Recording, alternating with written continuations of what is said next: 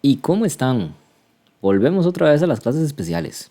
Y ya sé, no hemos estado subiendo así como que cada semana. Y es que como les había contado la vez pasada, cuesta un poquillo subirlo con la forma en la que lo estamos haciendo en este momento. Y es un poquillo más lerdo y hay que editarlo, hay que poner todas las filminas.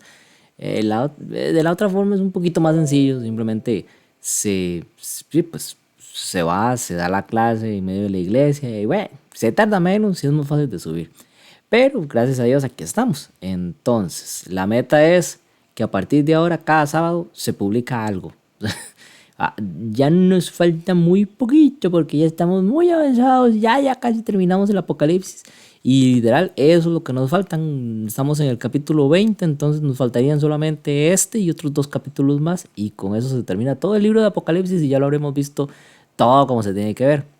Entonces, empezando con el tema, la vez pasada habíamos estado en el capítulo 19 y habíamos visto lo que es las bodas del Cordero, habíamos visto quién es el jinete blanco, qué es el verbo de Dios, habíamos hablado acerca de Jesús, de por qué Jesús es Dios, qué es la importancia de que se reconozca a Jesús como Dios, cuáles son el falso profeta y por qué son arrojados al lago de fuego y azufre y qué significa ese hecho, porque como habíamos visto, el falso profeta, la bestia, la imagen de la bestia, todas esas no son seres reales, o sea, no son personas, son entidades, son sistemas, sistemas que han existido durante muchísimo tiempo y con diferentes tipos de personas.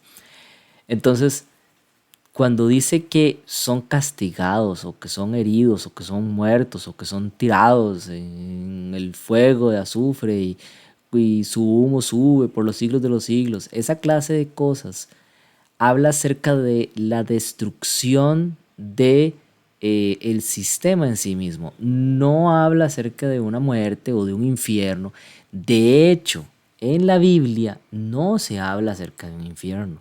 La Biblia no tiene en ningún lado un infierno. Habla de un infierno o de un Hades en forma simbólica, como símbolo de la muerte, como una expresión de lo que es la muerte, pero como tal un lugar físico que exista y donde las personas vayan y sufran por toda la eternidad, por los siglos de los siglos, no viene en ningún lado de la Biblia. Y les voy a explicar por qué no viene en ningún lado de la Biblia.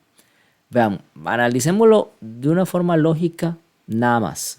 Primero, de una forma lógica. ¿En serio ustedes creen que Dios, el Señor de la misericordia, el que perdona hasta la tercera y cuarta generación, le va a gustar tener a un montón de pecadores y a un montón de demonios torturando personas, porque los demonios no sufren? En la idea del infierno, como se conoce, no, los demonios no están sufriendo nada, los demonios disfrutan torturando personas.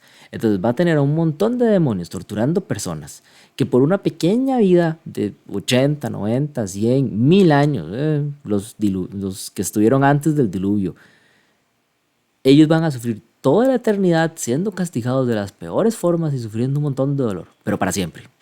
O sea, no suena muy lógico. Además de eso, si hay un lugar en donde los demonios siguen vivos y en donde esas personas siguen vivas, aunque estén sufriendo y aunque estén pagando por sus pecados y todo lo que ustedes quieran, significa que hay un lugar en el que todavía existe pecado. O sea, en ese sitio llamado infierno, pues todavía hay pecado, porque, o sea, las personas que están ahí, créanme que están odiando. Las personas que están ahí, los demonios, están disfrutando haciendo la maldad. Entonces, todavía hay pecado. O sea, Dios tiene un lugar en el que reserva para que siga existiendo el pecado por toda la eternidad. Esa idea del infierno es una idea vendida por Satanás. El infierno no existe. Es el sueño de Satanás que existiera. Eso sí, a Satanás le encantaría no morir. ¿Y qué es la muerte? La muerte se explica en la Biblia como el dejar de existir. O sea, Adán dijo, o mejor dicho, cuando Adán muere, cuando se le da la condenación, se le dice, del polvo eres, al polvo volverás. O sea, esa frase resume qué es la muerte.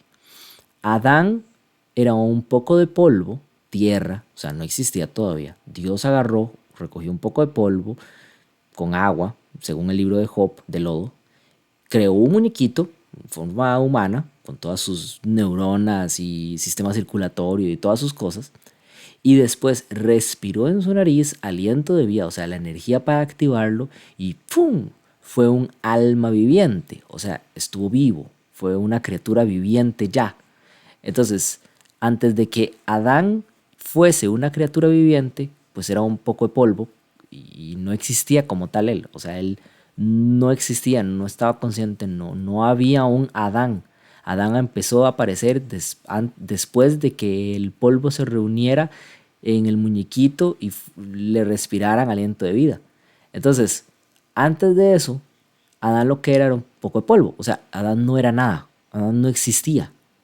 Entonces la frase del polvo eres, al polvo volverás, significa, si antes no eras nada y no existías, entonces cuando mueres vas a ser nada y no vas a existir.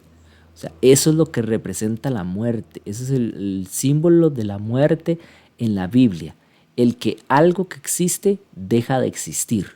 Sea un sistema, puede ser un sistema, la bestia, la imagen de la bestia, en fin, existía, pues deja de existir. O una criatura como tal, llámese personas, llámese ángeles caídos. Entonces, de eso trata la muerte. Y habiendo dicho eso, vamos a iniciar con el capítulo 20 del libro de Apocalipsis. Y voy a iniciar leyendo, porque la verdad se pone muy interesante, hay que ponerle mucho cuidado, porque aquí a veces se hablan de los 1000 años. Voy a empezar leyendo el versículo 1. Y dice, vi a un ángel que descendía del cielo con la llave del abismo y una gran cadena en la mano. Vamos a parar ahí un toque. Esta frase suena muy familiar. ¿Recuerdan en las trompetas cuando se dice que un ángel con una llave bajó y abrió el pozo del abismo y de él salió un montón de humo? Ahí habíamos explicado que ese humo es aire contaminado, que es símbolo de ángeles, pero ángeles malos en este caso. Y también salieron langostas, símbolo también de demonios. Y es porque los demonios tenían prohibido interferir, o sea, tenían como una restricción en aquel entonces que Dios había impuesto para que no influenciaran de gran manera a los seres humanos. Y es que yo creo que ustedes entiendan, vean. Dice que una tercera parte de los ángeles cayeron a la tierra. Ahora, sabemos que los ángeles son millones de millones, ¿de acuerdo? Ahora, si los ángeles son millones de millones, como mínimo estamos hablando de 2 millones de 2 millones, porque si no, no sería plural, sería millón de millón. Así que como mínimo son 2 millones de 2 millones. Eso es una cantidad absurda de seres. Es una cantidad risible. Y de esos, una tercera parte, o sea, si usted agarra eso y lo divide entre 3, uno de esos cayó en la tierra y son un montón de demonios que andan sueltos aquí. ¿Qué significa eso? Que nosotros, los seres humanos, solamente somos 8.000 millones de personas actualmente. Un poquito más. Significa que por persona nos tocan varios cientos de demonios a cada uno. O sea, esa es la cantidad de demonios que hay. Varios cientos, si no miles de demonios a cada uno. ¿De acuerdo? O sea, piense que somos 8.000 millones de personas. Eso significa que solamente somos miles de millones. De hecho, miles de millón. Ni siquiera miles de millones. Miles de millón. Y los demonios son millones de millones. Es una cantidad absurda de demonios que hay. Y Dios los había limitado para que no molestaran o interfirieran con la raza humana hasta cierto punto. Y eso lo hizo desde el principio en el Edén. A la raza humana cada vez se nos fue quitando poco a poco, según como nuestra tolerancia iba bajando y según como nuestro pecado iba aumentando, la visibilidad de esas cosas del otro mundo, del mundo espiritual. Por eso nosotros no podemos ver ángeles. Nosotros no podemos ver las manifestaciones de Dios. Antes el ser humano hablaba directamente con Dios. Tómese el caso de Adán, tómese el caso de Caín, tómese el caso de Abel, tómese el caso... No existían personas que oraban porque lo que hacían era hablar directamente con Dios. Y eso se fue cortando. O sea, es como que éramos un teléfono con toda la señal, Wi-Fi, Bluetooth, todo lo que pudiéramos tener para poder comunicarnos. Y Dios, por misericordia, por ayudarnos a nosotros, fue quitando y reduciendo aplicaciones hasta que llegó el punto en el que estamos ahora, que ya no vemos ni oímos nada. Estamos Creemos que estamos solos en el universo, pero es porque nos cortaron toda la visibilidad acerca de esas cosas, para que los demonios no pudieran interferir tanto con nosotros. Pero como lo había explicado en el tiempo de las trompetas, Satanás se le concedió hacer ciertas cosas, que es poner a las personas en un estado de conciencia alterado para que tengan mayor facilidad de comunicación con los demonios. Y por eso es que fue como que lo liberaran. ¿Qué es eso? Bueno, la aparición del espiritismo, la aparición del mesmerismo, que es el hipnotismo. eh, en sí, cuando usted te agarra y ve una película de terror, cuando usted te agarra y se pone a contar historias de terror, o lee un libro de terror, o lee libros de espiritismo, o cuando usted abre el periódico y se pone a leer el horóscopo, todo ese montón de cosas con mayor facilidad y con una mente tan cansada como la que tenemos, tan estresada, tan colapsada por culpa de las cosas de la vida diaria, o tan abrumada por la mala alimentación que tenemos, por exceso de café, por exceso de grasas, por exceso, en fin, nos deja como embotados, como tontos, como que no pensamos. Y en ese estado es mucho más fácil para Satanás manipularnos.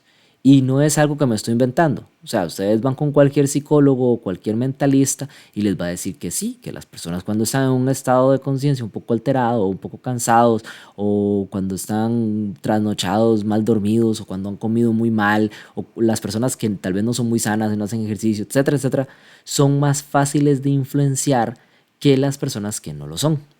Entonces, aquí volvemos a esa misma escena en el capítulo 20 del Apocalipsis, con un ángel que desciende con una llave del abismo, o sea, esa misma llave, y una gran cadena en la mano. Ahora, lo curioso es que va a ser lo contrario a lo que hizo ese otro ángel cuando liberó a los demonios.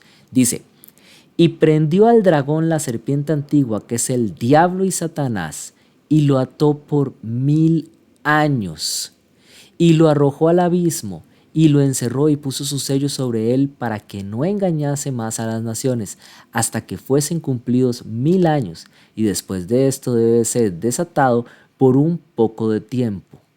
Ahora yo quiero que ustedes entiendan. Primero, vamos a analizar partes. Dice que prendió, atrapó, encerró al dragón, a la serpiente, a Satanás. Satanás como símbolo de todos los demonios, ¿verdad? O sea, ahí está atando a todos los demonios. A todos sus líderes, pues tanto ata a todos sus demonios.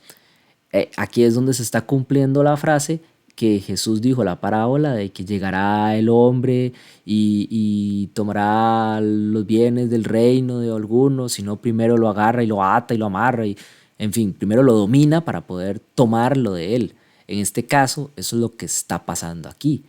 Jesús, Dios ganó, entonces viene y ata a Satanás. Pero ¿de qué forma lo ata?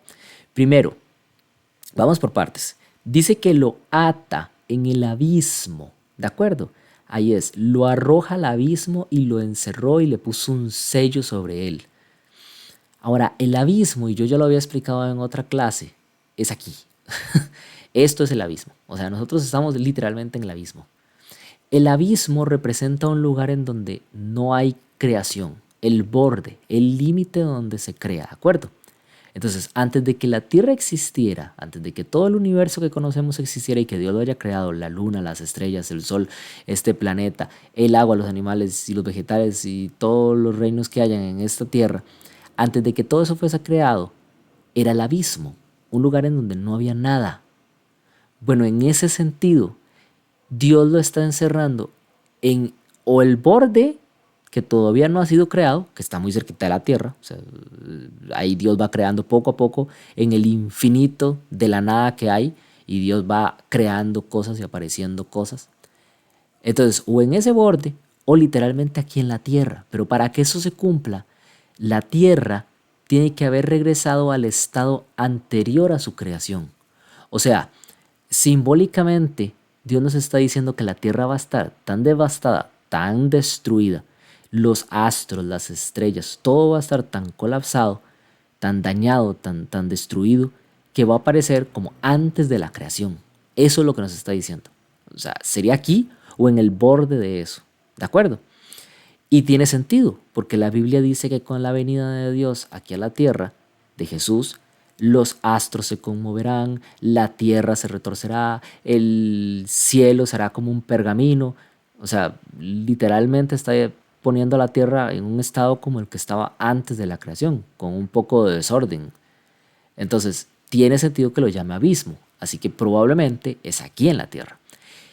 Y nos dice que lo encierra por 1000 años.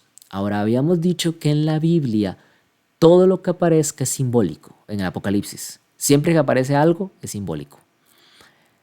Y cuando ustedes se van a buscar el símbolo de lo que representa 1000 años en la Biblia, pues siempre se van a encontrar que son 1000 años. O sea, lo pueden tomar simbólico y pueden decir que un día es como un año. Y entonces, y pues si son 1000 años, entonces son 365 por 1000 y cada uno de esos es un año. Entonces sería un montón de tiempo. Estamos hablando de una cantidad enorme de tiempo. Pero aquí es donde viene lo interesante. No importa realmente ese tiempo. O sea, es importante, es significativo, pero al mismo tiempo no lo es tanto. Porque durante ese tiempo dice que Satanás se ve preso, que no puede hacer nada. Y de hecho lo vamos a leer. Dice en el versículo 3, y lo arrojó al abismo y lo encerró y puso su sello sobre él para que no engañase más a las naciones hasta que fuesen cumplidos 1000 años. Y después de esto debe de ser desatado por un poco de tiempo.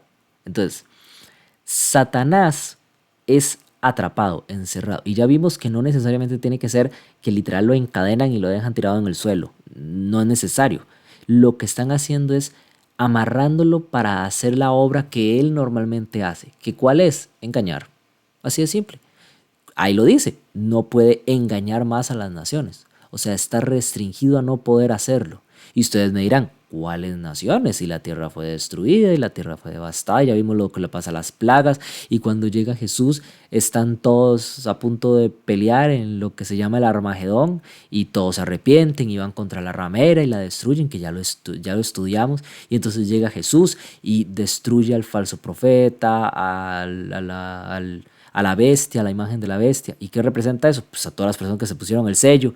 Entonces, y solamente queda gente buena, solamente quedan los que no pecaron, los que no hicieron cosas malas, los que no aceptaron la marca de la bestia. Los demás fueron destruidos por la venida de Jesús, junto con todo el planeta que fue devastado a causa de eso. Entonces, y pues, ¿cuáles naciones? Exacto, no hay naciones. O sea, no hay gente a la cual engañar. No hay gente mala a la cual engañar. Todos se murieron. No queda nadie.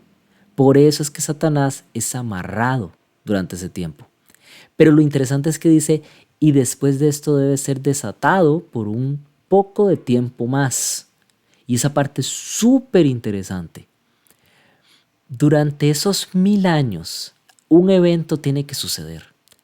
Y ya lo vamos a estudiar porque vienen los capítulos anteriores, en los siguientes. Pero tiene que haber un evento que acontezca durante esos 1000 años. O sea, por alguna razón Dios está dando ese tiempo. Y también por alguna razón no destruyó a Satanás.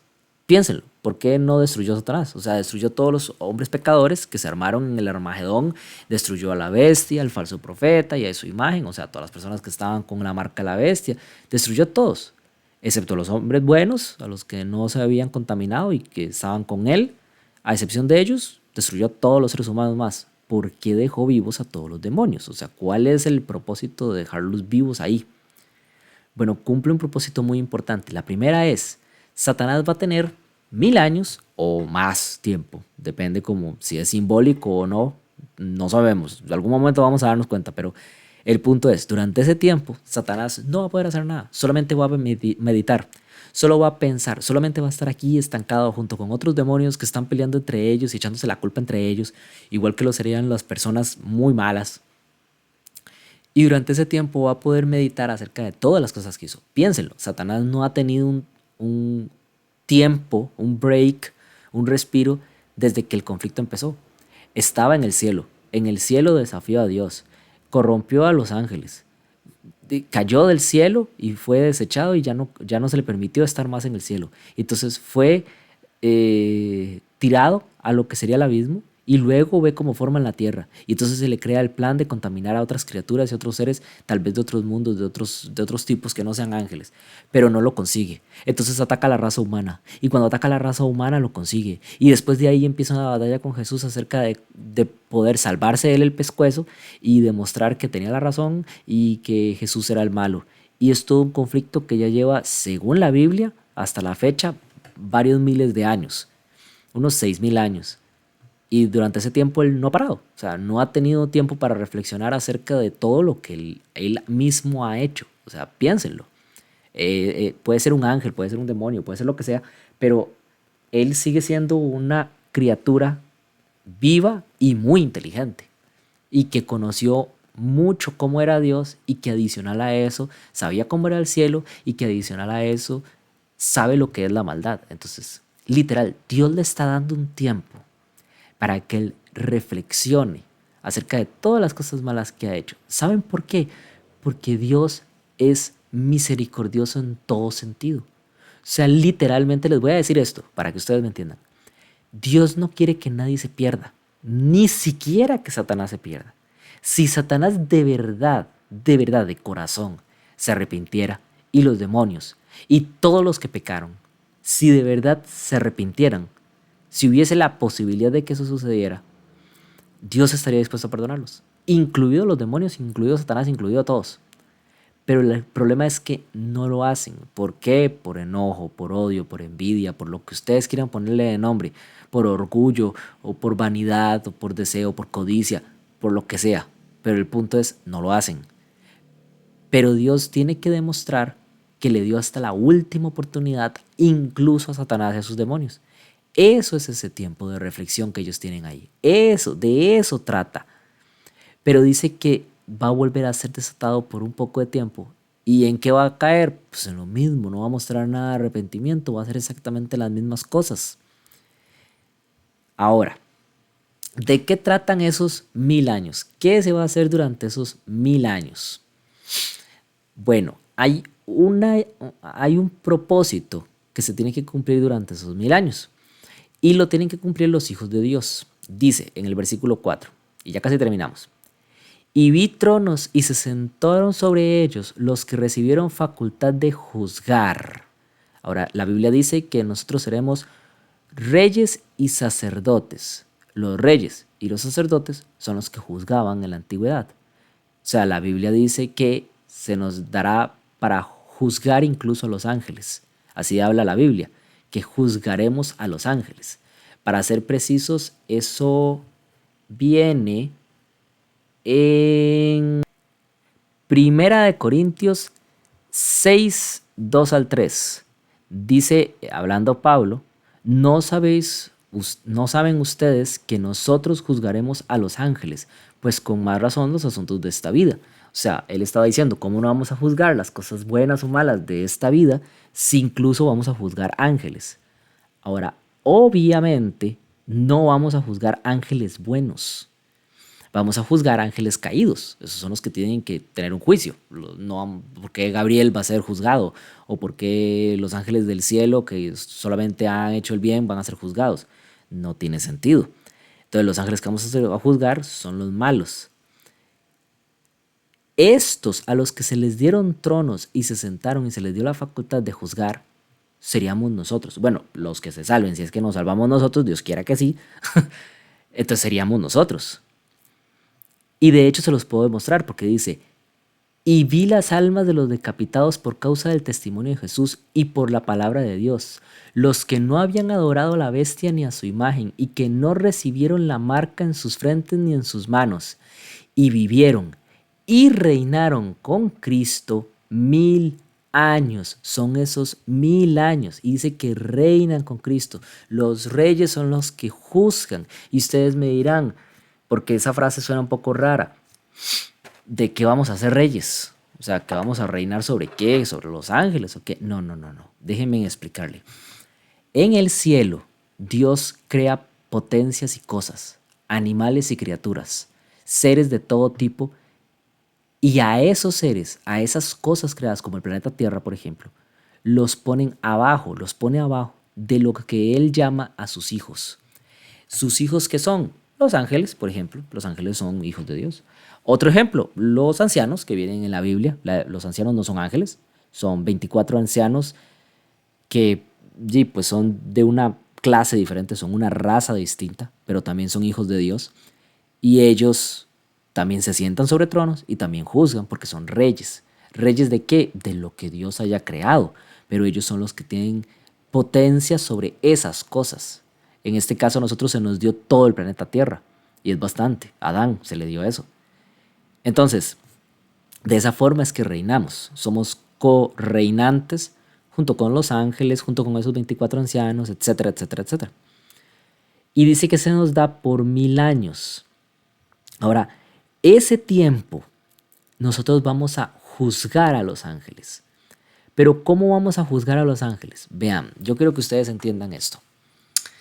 Dios es lo primero que es Dios, lo que está antes de cualquier otra cosa en la forma de ser de Dios, son tres cosas. Una es que Él es amor, Él ama profundamente, más de lo que cualquiera podría expresar. Él es justo, Él va más allá de la justicia, Él es íntegro en todos los sentidos. Si algo se tiene que hacer por justicia, Él lo va a hacer. Aunque duela, aunque se sienta feo, aunque sea lo que sea, Él lo va a hacer, porque es lo justo. Por ponerles un ejemplo, la gente que se queja y dice, es que Dios, ¿por qué creó a Satanás? Bueno, es que era lo justo. ¿Por qué no lo crearía? ¿Por qué me crearía a mí y no a Satanás? Porque él sabía lo que se iba a convertir Satanás y le tiene que dar la oportunidad. Es como que usted manda a prisión a alguien antes de que cometa el delito porque sabe que va a cometer el delito. ¿Qué justicia hay ahí? O sea, suena muy feo que hay que dejar a la persona cometer el delito para entonces castigarlo, pero sí, ya eso es lo justo. La justicia es el pago de haber hecho algo. Eso es justicia. Si hiciste algo bueno y se te recompensa con algo bueno, o si hiciste algo malo y se te recompensa con algo malo. Es ese pago. Entonces, a menos de que lo hagas, pues, no se puede aplicar. Sería ser injusto. Por eso Dios creó a Satanás. Él tenía la oportunidad de pecar o de no pecar. Dios sabía que iba a pecar, pero había que darle la oportunidad de ejecutarlo. Si no, no habría sido justo. De la misma forma que conmigo, de la misma forma que con ustedes, de la misma forma que con los ángeles. Esa es la justicia de Dios. Entonces, Dios en el juicio, en el tiempo que ha estado durante el pecado aquí en la tierra, ha demostrado que Él es justo y que Él es amor. ¿De acuerdo? Que fueron las dos pautas que puso Satanás en contra de Dios. Él dijo que Dios no era amor y que Dios no era justo. Él dijo que Dios estaba por encima de todos y que los reinaba a todos y que los gobernaba a todos y que qué injusto Jesús. Y también qué onda, que nosotros entonces, ¿qué somos? Un montón de subordinados que tenemos que seguir órdenes y adorarlo solo porque sí. Entonces, con las cosas que sucedieron aquí en la tierra, con la muerte de Jesús, con todas las cosas que vivió aquí, se demostró que Jesús es bueno, que Jesús es justo y que Jesús ama sus creaciones, no se pone encima de sus creaciones. Todo lo contrario, se pone al servicio de lo que Él crea para que estén bien, para que estén felices. Y en ese sentido, entonces, lo lógico es que su creación responda de la misma forma, como en un matrimonio, por ejemplo. Si el esposo es muy bueno, muy lindo y muy amable y aquí y allá, su esposa pues, no va a hacer lo que le dé la gana y no se va a ir de fiesta y no, o sea, le va a devolver el mismo cariño y amor que le está dando el esposo. Pues esa es la lógica, cuando dice que toda alma alaba a Dios y que todos gozan a Dios y que se arrodillan frente a Dios y todo ese montón de expresiones que parece como que están poniendo a Dios hasta arriba, en realidad es porque Dios se puso hasta abajo y nos sirvió a todos y entonces nosotros admiramos ese amor y lo amamos de vuelta. O sea, en la Biblia dice, lo amamos porque Él primero nos amó a nosotros. Eso es. Entonces, todos los ángeles en el cielo, todos los seres en el cielo, entienden eso porque lo vieron, lo experimentaron, lo tuvieron de primera mano. Los seres humanos no. Los seres humanos lo vivimos aquí en la Tierra, de forma personal e individual cada uno, pero tenemos una visión tan pequeña, tan pequeñita, que no entendemos nada. Creemos que nuestra vida es el centro del universo y que todo lo demás que pasó y que pasará realmente no es tan importante. Así es como vive el ser humano. Entonces no tenemos la perspectiva y no podemos decir a ciencia cierta, Dios es justo y Dios es amor. Entonces durante esos 1000 años se tiene que estudiar qué es eso, se tiene que ver el juicio, se tiene que ver si Dios realmente fue justo. ¿Por qué yo estoy en el cielo y por qué no está tal persona? Eso es lo que se va a hacer durante esos 1000 años. Y bueno, se nos fue el tiempo porque ya son 30 minutos y no hay que hacerlo muy largo porque si no se me aburren y se me duermen. Entonces Diosito me los bendiga. Y en el siguiente vamos a seguir hablando acerca de qué va a pasar en esos 1000 años y qué va a pasar cuando terminen esos 1000 años. ¿A qué se refiere con que tiene que ser Satanás desatado por un poco de tiempo? Entonces Diosito me los bendiga, me los acompañe y me los guarde y tengan un muy bonito fin de semana y tengan una muy bonita semana y que Dios me los guarde un millón.